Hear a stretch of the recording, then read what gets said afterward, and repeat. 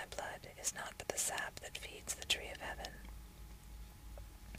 And when you crush an apple with your teeth, say to it in your heart, your seeds shall live in my body, and the buds of your tomorrow shall blossom in my heart, and your fragrance shall be my breath, and together we shall rejoice through all the seasons. And in the autumn, when you gather the grapes of your vineyards for the winepress, say in your heart, I too am a vineyard, and my fruit shall be gathered for the winepress, and like new wine I shall be kept in eternal vessels.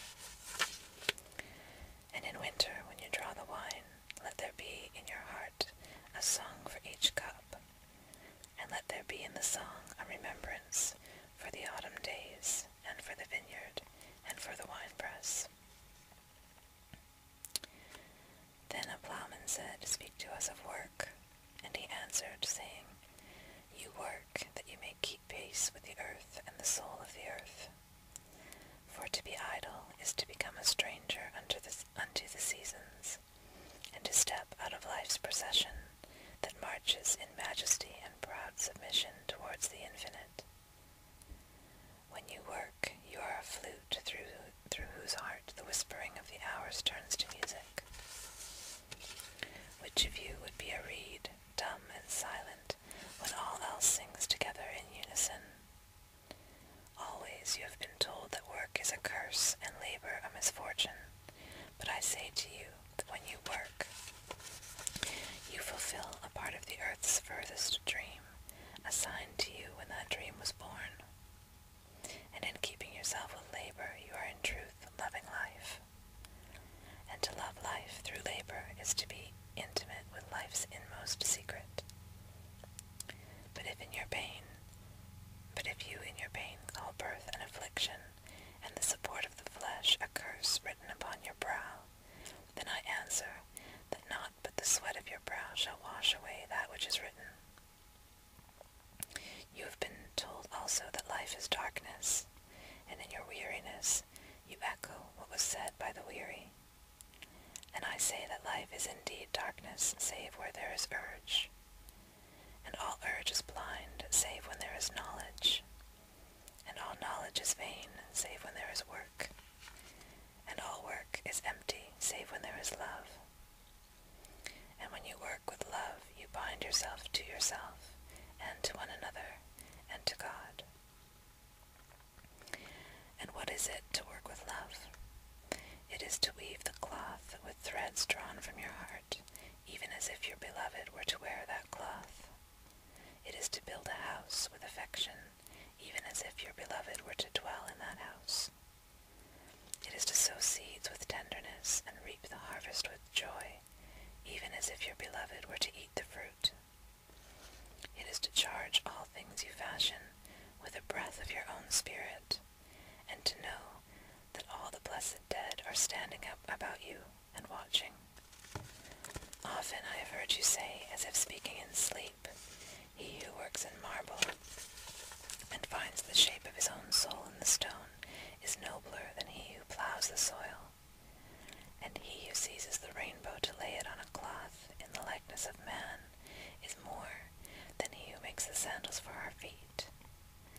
But I say, not in sleep, but in the over-wakefulness of noontide, that the wind speaks not more sweetly to the giant oaks than to the least of all the blades of grass.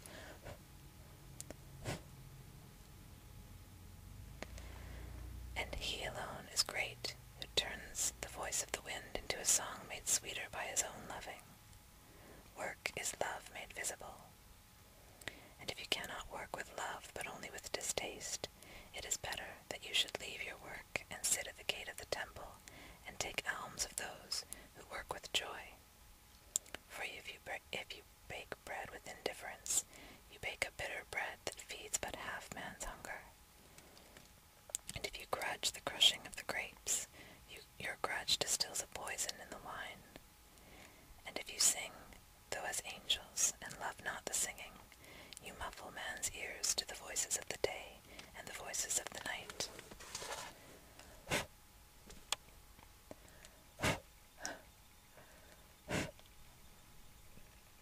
Sorry, I was being bitten by a bug the whole time.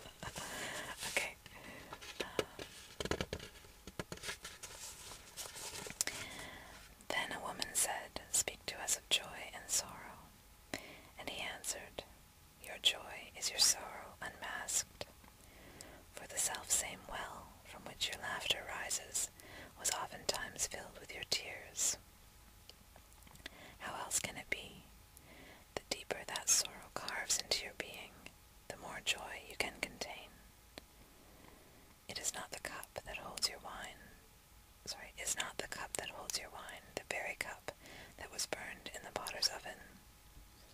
And is not the lute that soothes your spirit the very wood that was hollowed with knives? When you are joyous, look deep into your heart, and you shall find it is only that which has given you sorrow that is giving you joy. When you are sorrowful, look again in your heart, and you shall see that in truth you are weeping for that which has been your delight. Some of you say, joy is greater than sorrow, and others say, nay, sorrow is the greater. But I say unto you, they are inseparable. Together they come, and when one sits alone with you at your board, remember that the other is asleep upon your bed. Verily, you are suspended like scales between your sorrow and your joy. Only when you are empty are you at standstill